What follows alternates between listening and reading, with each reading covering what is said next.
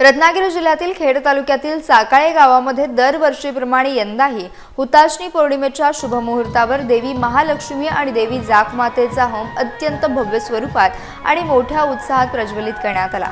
कोकणच्या समृद्ध आणि पारंपरिक लोकसंस्कृतीचे दर्शन घडवणाऱ्या सोहळ्याचे साक्षीदार होण्यासाठी खेड परिसरात भाविकांची साकाळे गावात सकाळपासूनच अलोट गर्दी झाली होती। या सोहळ्याचे मुख्य आकर्षण म्हणजे पिढ्यानपिढ्या चालत आलेली विशिष्ट धार्मिक परंपरा। यामध्ये कळकीच्या देठाला जिवंत कोंबडी बांधून होमाभोवती प्रदक्षिणा घातल्या जातात। त्यानंतर गावचे मानकरी आणि समस्त ग्रामस्थांच्या हस्ते विधिवत पूजन करून होम पेटवला जातो।